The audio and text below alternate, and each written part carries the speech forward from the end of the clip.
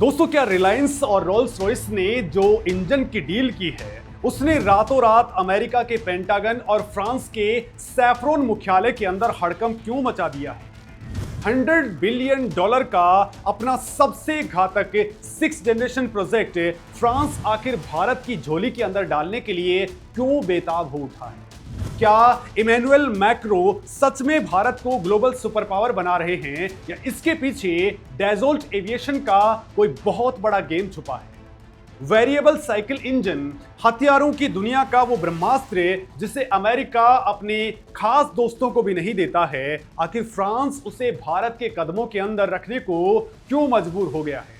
Source code का वो खौफनाक सच क्या है जिसे दुनिया से छुपाया जा रहा है? अगर दोस्तों आप सोच रहे हैं कि तेजस, राफेल और एमका के बाद में भारत सिर्फ कुछ हथियार खरीद रहा है, तो अगले कुछ मिनटों तक मेरे साथ में बने रहिएगा, क्योंकि मैं आपको 6th जनरेशन फाइटर जेट के इनसाइडर से अवगत करवाने वाला हूं। नमस्कार दोस्तों, मेरा नाम है मुकेश और आज हम भारत जो 6th जनरेशन के प्रोजेक्ट पे काम कर रहा है उसको डिकोड करने वाले हैं। दोस्तों, विश्व पटल पर भारत एक ऐसी खामोश लेकिन बेहद खतरनाक जंग लड़ रहा है जिसकी गूंज भले ही आम आवाम को सुनाई ना दे, लेकिन अमेरिका से लेकर के चाइना और पेरिस से लेकर के मॉस्को तक के सत्ता के गलियारों के अंदर इसने भूचाल ला दिया है। ये जंग जमीन या फिर पानी की नहीं है, बल्कि भविष्य के आसमान पर पूर्ण वर्चस्व स्थापित करने की है। ये रेस है 6th जनरेशन फाइटर जेट्स की, और इस पूरी ग्लोबल रेस के केंद्र के अंदर आज एक ऐसा देश आकर के खड़ा हो गया है जिसने दुनिया के सबसे बड़े रक्षा दिग्गजों की नींदें उड़ा दी है। वो देश है अपना भारत। दोस्तों, आज का भारत सिर्फ एक बाजार नहीं है, बल्कि ये ग्लोबल डिफेंस सप्लाई चेन का किंग मेकर बन चुका है। फ्रांस, ब्रिटेन, अमेरिका और रसिया सबकी निगाहें भारत के अगले कदम पर टिकी हैं। लेकिन दोस्तों, असली हंगामा तब मचा है जब भारत के स्वदेशी फाइटर जेट प्रोग्राम एमका यानी कि एडवांस मीडियम कॉम्बैट एयरक्राफ्ट के इंजन को लेकर के एक ऐसी गुप्त और रणनीतिक दांव चला गया है जिसकी उम्मीदें किसी को नहीं थी। रिलायंस और रोल्स रॉयस के बीच की जिस डील ने आकार ले लिया है उसने फ्रांस के सैफरॉन और अमेरिका के जीई के एकाधिकार को सीधी चुनौती दे डाली है। लेकिन दोस्तों, इस पूरी बिसात को समझने के लिए आपको पहले यह समझना होगा कि 6th जनरेशन फाइटर जेट आखिर क्या बला है और क्यों इसके लिए दुनिया के ताकतवर देश आपस के अंदर ही लड़ रहे हैं। तो दोस्तों, 6th जनरेशन फाइटर जेट से सिर्फ एक हवाई जहाज नहीं है, ये एक पूरा का पूरा उड़ता हुआ सिस्टम ऑफ सिस्टम्स है। 5th जनरेशन के फाइटर जेट्स जैसे अमेरिका का F-22 रैप्टर, F-35, रसिया का Su-57, चाइना का J-20, ये रडार से छुपने की कला और एडवांस एवियोनिक्स के ऊपर काम करते थे। लेकिन दोस्तों, छठी पीढ़ी के जेट्स इससे कहीं आगे की दुनिया है। इनके अंदर कॉम्बैट क्लाउड होगा, यानी कि ये जेट्स अपने साथ में ड्रोन्स का एक पूरा झुंड लेकर के चलेंगे जिन्हें लॉयल विंगमैन कहा जाता है। अगर दुश्मन का रडार या मिसाइलें लॉक होती हैं तो पायलट खुद खतरे के अंदर आए बिना अपने एआई संचालित ड्रोन्स को आगे कर देगा। इसके अंदर डायरेक्टेड एनर्जी वेपन्स यानी कि लेजर वेपन्स होंगे और सबसे खतरनाक चीज होगी वेरिएबल साइकिल इंजन, जो बिना आफ्टर बर्नर के लगातार सुपरसोनिक स्पीड यानी कि मैक 2 की रफ्तार से सुपर क्रूज की ताकत देता है। अब दोस्तों, जरा भारत की स्थिति को देखिए। चाइना जिस तेजी से अपने J-20 का बेड़ा विस्तार कर रहा है और J-35 जैसे नए स्टेल्थ फाइटर जेट्स के साथ ही J-36 जैसे रणनीतिक बॉम्बर पर काम कर रहा है, पाकिस्तान की वायुसेना चाइनीज वेपनरी के दम पर खुद को आधुनिक बना रही है। वहीं दूसरी ओर भारतीय वायुसेना, जिसके पास में सैंक्शन किए गए 42 स्क्वाड्रन्स की तुलना में आज बहुत कम स्क्वाड्रन्स बचे हैं, उसके लिए ये एक करो या फिर मरो वाली स्थिति है। सुखोई 30 MKI जो पिछले 2 दशकों से भारत की रीढ़ रहा है, 2040 के दशक तक रिटायर की ओर आगे बढ़ जाएगा। भारत का अगला एमका प्रोग्राम 5th जनरेशन का है जिसे 2035 के आसपास इंडक्ट होना है। और दोस्तों, यहीं से शुरू होता है दुनिया के रक्षा बाजार का सबसे बड़ा जियोपॉलिटिकल गेम। भारत को 6th जनरेशन की तकनीक चाहिए और यूरोप को अपना प्रोडक्ट बचाने के लिए भारत का पैसा, मैन्युफैक्चरिंग कैपेबिलिटी और स्केल चाहिए। लेकिन इस खेल के अंदर भारत ने जो चाल चली है उसने पश्चिमी देशों के पसीने छुड़ा दिए हैं। किसी भी फाइटर जेट का दिल उसका इंजन होता है। इंजन बनाना दुनिया का सबसे जटिल इंजीनियरिंग वर्क होता है। दोस्तों, दुनिया में केवल 4 देश ऐसे हैं जैसे कि अमेरिका, रसिया, ब्रिटेन और फ्रांस, जिन्होंने पूरी तरह से भरोसेमंद और हाई थ्रस्ट वाले फाइटर जेट इंजन बनाने में महारत हासिल की है। चाइना ने भी इस तकनीक को चुराने और रिवर्स इंजीनियरिंग करने के बावजूद अभी तक वेस्टर्न कंट्रीज के इंजनों जैसी विश्वसनीयता हासिल नहीं की है। दोस्तों, भारत ने अपने तेजस मार्क 1A के लिए जीई का F404 और मार्क 2 के लिए जीई का ही F414 इंजन इस्तेमाल किया है।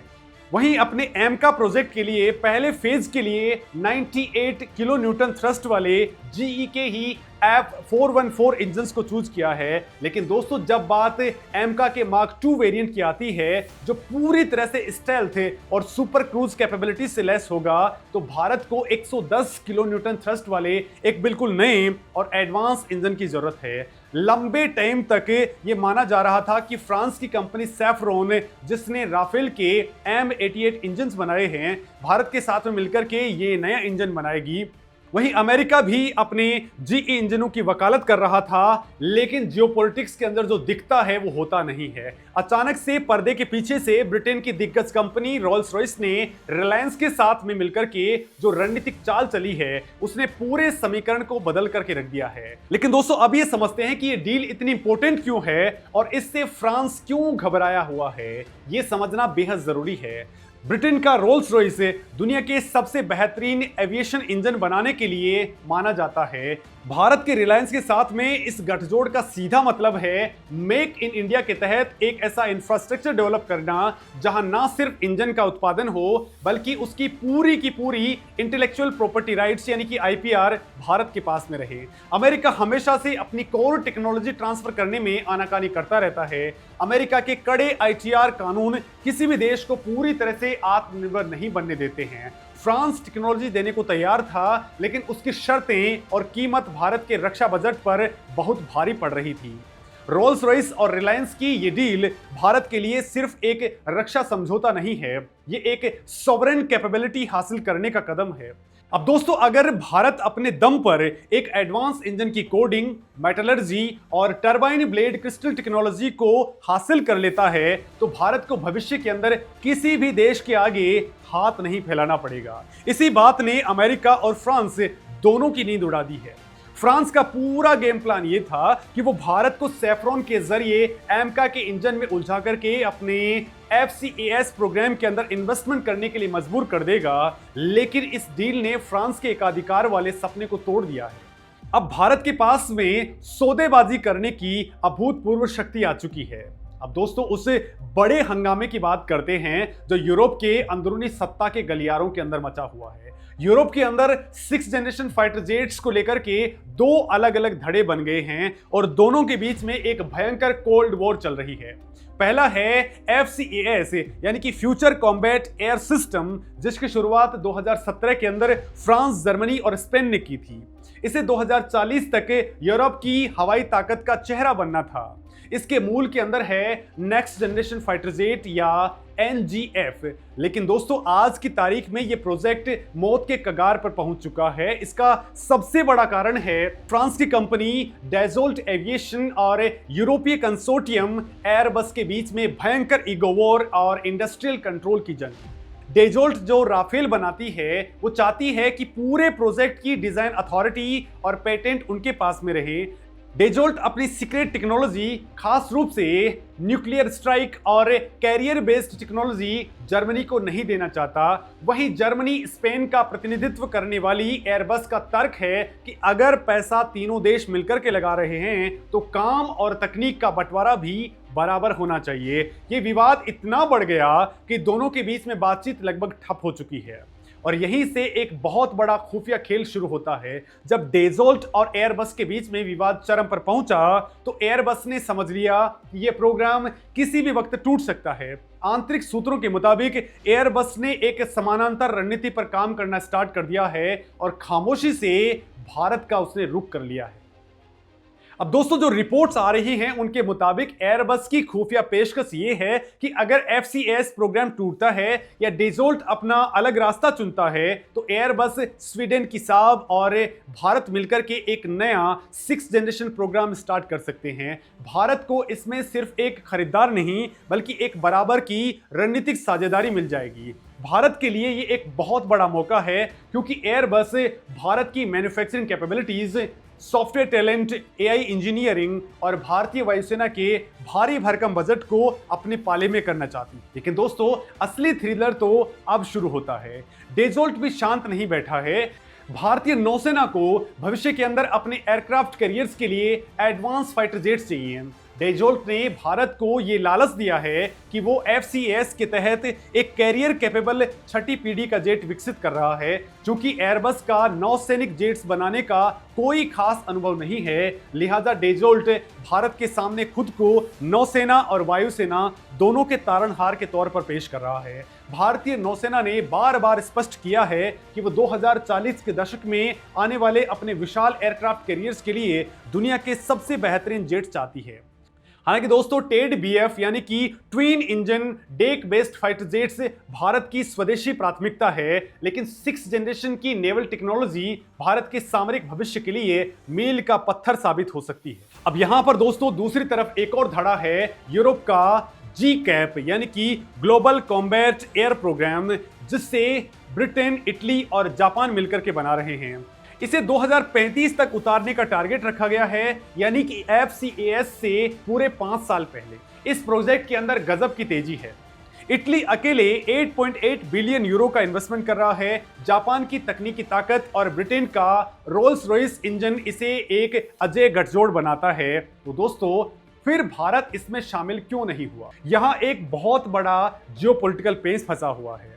सोर्सेज के मुताबिक ब्रिटेन और जापान ने भारत को GCAP के अंदर शामिल होने का अनौपचारिक न्योता दे दिया है, लेकिन भारत ने इसके अंदर ज्यादा दिलचस्पी नहीं दिखाई। इसका कारण यह है कि GCAP का वर्क शेयर तीनों देशों के बीच में पहले ही तय हो चुका है। अगर भारत अब इसके अंदर शामिल होता है तो उसे कोर डिजाइन के अंदर हिस्सा नहीं मिलेगा, बल्कि उसे केवल पैसे लगाने वाले एक जूनियर पार्टनर के रूप में देखा जाएगा। मोदी सरकार की आत्मनिर्भर भारत नीति इसे किसी भी कीमत पर स्वीकार नहीं कर सकती है। भारत अब दुनिया का जूनियर पार्टनर बनने को तैयार नहीं है। लेकिन दोस्तों रोल्स रॉयस और रिलायंस की डील ने एक नया दरवाजा खोल दिया है। इस डील के जरिए भारत बैकडोर से GCAP की इंजन टेक्नोलॉजी और फ्यूचर के मटेरियल साइंस तक अपनी पहुंच बना सकता है, बिना आधिकारिक रूप से GCAP का वो हिस्सा बने। दोस्तों ये भारत की कूटनीति का एक मास्टर क्लास है जो सीधे तौर पर फ्रांस और अमेरिका को दबाव में ला रहा है।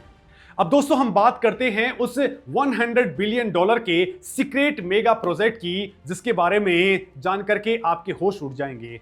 दोस्तों जब यूरोप के दोनों प्रोजेक्ट से वित्तीय और राजनीतिक संकट से गुजर रहे हैं, तब उन्हें एक ऐसे तारणहार की जरूरत है जिसके पास में पैसा भी हो और सैकड़ों विमानों का ऑर्डर भी देने की कैपेसिटी। रक्षा सूत्रों के हवाले से जो जानकारी सामने आई है उसके मुताबिक फ्रांस के नेतृत्व वाले FCAS प्रोग्राम के अंदर भारत को शामिल करने के लिए आधिकारिक लेवल पर बातचीत स्टार्ट हो चुकी है। हाल ही के अंदर भारत के रक्षा मंत्री राजनाथ सिंह और फ्रांस की रक्षा मंत्री कैथरीन कोलोना के बीच में उच्च स्तरीय वार्ताओं में इसका जिक्र हो चुका है और इसकी नींव रखी जा चुकी है। फ्रांस का भारत को ऑफर बहुत ही लुभावना है। फ्रांस का प्रस्ताव यह है कि रिसर्च एंड डिजाइन का मुख्य नेतृत्व फ्रांस के पास में रहेगा, लेकिन मैन्युफैक्चरिंग का पूरा ग्लोबल हब भारत को बना दिया जाएगा। इतना ही नहीं, इस $100 बिलियन के प्रोजेक्ट के अंदर 2 नए देशों की गुप्त रूप से एंट्री हो सकती है। बताया जा रहा है कि एक मध्य पूर्व का देश जो भारत और फ्रांस दोनों का करीबी है और एक दक्षिण पूर्व एशिया का मुस्लिम बहुल देश इस प्रोजेक्ट का हिस्सा बन सकता है। ये दोनों देश तकनीक के बजाय फंडिंग का बहुत बड़ा हिस्सा लेकर के आएंगे। इसका मतलब यह है दोस्तों कि पैसा कोई और लगाएगा, डिजाइन फ्रांस करेगा और भारत पूरी दुनिया के लिए इन जेट्स का निर्माण भारत में ही करेगा। टाटा एडवांस सिस्टम्स जैसी भारतीय कंपनियां जो पहले से ही राफेल के पार्ट्स और C-295 एयरक्राफ्ट बना रही हैं, इस 6ठी पीढ़ी के जेट की ग्लोबल सप्लाई चेन का मुख्य केंद्र बन जाएंगी। दोस्तों ये भारत के रक्षा औद्योगिक बेस के लिए एक बड़ा गेम चेंजर साबित होगा, लेकिन इस पूरी डील का सबसे खतरनाक और खुफिया हिस्सा है वेरिएबल साइकिल इंजन, जिसे VCE कहा जाता है। दोस्तों ये 6th जनरेशन जेट का वो ब्रह्मास्त्र है जिसके बिना कोई भी जेट भविष्य के युद्ध नहीं जीत सकता है। सामान्य तौर पर मिलिट्री टर्बोफेन इंजन या तो अत्यधिक ताकत के लिए बनाए जाते हैं या फिर कमर्शियल इंजन ईंधन बचाने के लिए बनाए जाते हैं, लेकिन VCE इंजन उड़ते समय हवा के प्रवाह और बाईपास रेशियो को अपने आप बदल देता है। जब विमान को शांति से गश्त करनी हो तो ये इंजन एक कमर्शियल प्लेन की तरह कम ईंधन पीकर के घंटों हवा के अंदर रह सकता है, लेकिन जैसे ही दुश्मन नजर में आए या फिर डॉगफाइट की नौबत आती है, ये तुरंत अपना आकार और रूप बदल करके एक भयानक हाई थ्रस्ट इंजन बन जाता है। सबसे बड़ी बात यह है कि ये बिना आफ्टर बर्नर का इस्तेमाल किए मैक 2 की रफ्तार से उड़ान भर सकता है। दोस्तों आफ्टर बर्नर के टाइम पर इंजन जो है वो ईंधन पानी की तरह पीता है, लेकिन सुपर क्रूज कैपेबिलिटी के कारण ये जेट दुश्मन के इलाके में गहराई तक जाकर के हमला कर सकता है और तेजी से वापस भी लौट सकता है। अब इसके अंदर फ्रांस की सैफ्रॉन कंपनी के पास में high temperature material, advance turbine technology और ब्लेड कूलिंग सिस्टम का शानदार अनुभव है। लेकिन भारत को सिर्फ एक बना बनाया इंजन नहीं चाहिए। भारत की शर्त बहुत स्पष्ट है। भारत को इंटरफेस कंट्रोल डॉक्यूमेंट यानी कि ICD और कोर इंजीनियरिंग डेटा चाहिए। भारत चाहता है कि उसके इंजीनियर्स फ्रांस के इंजीनियर्स के साथ मिलकर के काम करें, ताकि फ्यूचर के अंदर भारत अपने स्वदेशी हथियार, अस्त्र मिसाइलें, उत्तम रडार और अपना खुद का AI मिशन कंप्यूटर इस विमान के अंदर इंटीग्रेट कर सके। बिना सोर्स कोड के 6th जनरेशन का विमान सिर्फ एक उड़ता हुआ कबाड़ है, जिसे बनाने वाला देश जब चाहे तब स्विच ऑफ कर सकता है। भारत ने अतीत के रूप में रसिया और वेस्टर्न कंट्रीज के साथ में हथियारों की खरीद में जो झटके खाए हैं, उससे सबक लेते हुए अब पूरी तरह से टेक्नोलॉजिकल सॉवरेनिटी यानी कि तकनीकी संप्रभुता की डिमांड की गई है। इसके साथ ही भारत और फ्रांस कॉम्बैट क्लाउड और रिमोट कैरियर्स के संयुक्त विकास के ऊपर भी ध्यान केंद्रित कर रहे हैं। भविष्य का युद्ध सिर्फ एक फाइटर जेट नहीं लड़ेगा। आसमान के अंदर उड़ता हुआ एक भारतीय 6th जनरेशन फाइटर जेट अपने आगे उड़ रहे दर्जनों अनमैन्ड ड्रोन्स को कंट्रोल करेगा। ये ड्रोन्स दुश्मन के रडार को जैम करेंगे, मिसाइलों को भटकाएंगे और जरूरत पड़ने पर खुद को कुर्बान करके असली पायलट को बचा लेंगे। ये पूरी व्यवस्था एक सुरक्षित और हैक प्रूफ डिजिटल नेटवर्क से जुड़ी होगी, जिसे कॉम्बैट क्लाउड कहा जाता है। आर्टिफिशियल इंटेलिजेंस सेकंड के 1000वें हिस्से के अंदर ये तय करेगा कि कौन सा हथियार किस टारगेट के ऊपर मारना है, और यही वो टेक्नोलॉजी है जिसके लिए भारत FCAS के अंदर अपनी दिलचस्पी दिखा रहा है। अब दोस्तों एक सवाल उठता है कि क्या भारत को चाइना को काउंटर करने के लिए एक स्ट्रेटेजिक बॉम्बर की भी जरूरत है? तो दोस्तों चाइना J-36 जैसे बड़े स्टेल्थ बॉम्बर के ऊपर काम कर रहा है, लेकिन भारत की रणनीतिक सोच बिल्कुल अलग है। एक नया स्ट्रेटेजिक बॉम्बर बनाने के अंदर दशकों का समय लग जाता है और $10 बिलियन का खर्च भी आता है। भारत का न्यूक्लियर डेटरेंस यानी कि परमाणु निवारक क्षमता मुख्य रूप से अग्नि बैलिस्टिक मिसाइलों और अरिहंत क्लास की सबमरीन्स के ऊपर डिपेंडेंट है। समंदर के अंदर नीचे छुपी हुई परमाणु पनडुब्बियों से हमला करना हवा के अंदर उड़ते हुए बॉम्बर से कहीं ज्यादा सुरक्षित और अचूक होता है। इसके अलावा राफेल, सुखोई 30 MKI और भविष्य के एमका जैसे जेट्स लंबी दूरी की क्रूज मिसाइलों और हाइपरसोनिक हथियारों को लॉन्च करने के अंदर सक्षम है। 6th जनरेशन के जेट्स अब लॉयल विंगमैन ड्रोन्स के साथ में उड़ान भरेंगे तो ये वही काम करेंगे जो एक भारी भरकम बॉम्बर करता है, वो भी बिना रडार की पकड़ में आए और बहुत कम कीमत के अंदर। लिहाजा भारत का पूरा फोकस भारी बॉम्बर बनाने के बजाय एक फुर्तीले, स्टेल्थ और नेटवर्क सेंट्रिक फाइटर फ्लीट को तैयार करने पर है। लेकिन तस्वीर का दोस्तों एक दूसरा पहलू भी है जिस पर पूर्व अमेरिकी फाइटर पायलट्स ने भारत को चेतावनी दी है। CW लेमोइन और गोंकी जैसे अनुभवी अमेरिकी एविएटर्स का मानना है कि FCAS के अंदर शामिल होना भारत के लिए एक बहुत बड़ा रिस्क भी हो सकता है। उनका तर्क ये है कि जब कई देश मिलकर के एक फाइटर जेट बनाते हैं तो हर देश की अपनी अलग अलग डिमांड होती है। फ्रांस को कैरियर आधारित जेट चाहिए, जर्मनी को लंबी दूरी का इंटरसेप्टर चाहिए और भारत को हिमालय की ऊंचाइयों से लेकर के हिंद महासागर तक मार करने वाला मल्टी रोल जेट चाहिए। इन सभी डिमांड्स को एक ही फ्रेमवर्क के अंदर फिट करना डिजाइन को बहुत भारी और जटिल बना देता है। इससे प्रोजेक्ट लेट होता है और लागत आसमान छूने लग जाती है। अमेरिकी पायलट्स ने चिताया है कि भारत को एक ऐसे प्रोजेक्ट का सिर्फ फाइनेंसर नहीं बनना चाहिए जो यूरोप की अंदरूनी राजनीति का शिकार हो जाए। भारत ने रसिया के 5th generation fighter jet Su-57 को बहुत पहले ही रिजेक्ट कर दिया था। भारतीय वायुसेना रसिया के इंजन्स की क्षमता और उनके स्टेल्थ दावों से संतुष्ट नहीं थी। साथ ही रसिया तकनीक साझा करने के अंदर भी आनाकानी कर रहा था। आज जब चाइना अपने J-20 फ्लीट को तेजी से बढ़ा रहा है तो भारत के पास में किसी विदेशी प्रोजेक्ट के लिए लेट होने का इंतजार करने का समय नहीं है। लिहाजा भारत की रणनीति बहुत स्पष्ट और आक्रामक है। भारत एक ड्युअल ट्रैक रणनीति के ऊपर चल रहा है। एक तरफ भारत अपने स्वदेशी एमका प्रोग्राम को मिशन मोड पर डाल चुका है। एमका भारत की सामरिक स्वायत्तता का प्रतीक है, इसे हर हाल के अंदर सफल होना है। दूसरी ओर भारत विदेशी 6th जनरेशन प्रोग्राम्स का इस्तेमाल सिर्फ हवाई जहाज खरीदने के लिए नहीं बल्कि वो क्रिटिकल तकनीक अचीव करने के लिए कर रहा है जिसे अकेले बनाने में 30 साल लग जाएंगे। रिलायंस और रोल्स रॉयस की डील भारत का सबसे बड़ा मास्टर स्ट्रोक है। इस डील ने फ्रांस को यह साफ संदेश दे दिया है कि अगर हमने भारत को 100% टेक्नोलॉजी ट्रांसफर नहीं की तो भारत आसानी से ब्रिटिश इकोसिस्टम की तरफ मुड़ जाएगा। फ्रांस को अपने प्रोजेक्ट को जिंदा रखने के लिए हर हाल में भारत का पैसा और भारत का बाजार चाहिए। डेजोल्ट और एयरबस दोनों भारत को लुभाने के अंदर लगे हैं। आज का भारत 1990 के दशक का भारत नहीं है जो हथियारों के लिए विदेशों की शर्तों के आगे झुक जाए। मोदी सरकार की कूटनीति ने दुनिया के सबसे बड़े रक्षा उत्पादकों को एक दूसरे के खिलाफ खड़ा कर दिया है। अमेरिका जो अपने कानून का हवाला देकर के तकनीक नहीं देता था, आज GE F414 इंजन की टेक्नोलॉजी ट्रांसफर करने को मजबूर हो चुका है। ब्रिटेन का रोल्स रॉयस रिलायंस के साथ मिलकर के भविष्य के इंजन बना रहा है और फ्रांस अपना $100 बिलियन का सीक्रेट प्रोजेक्ट लेकर के भारत के दरवाजे पर खड़ा है। अब दोस्तों, इस पर आपका क्या कुछ कहना है? कमेंट में अपनी बात जरूर कहें कि हमें किस प्रोजेक्ट के अंदर आगे बढ़ना चाहिए। नमस्कार।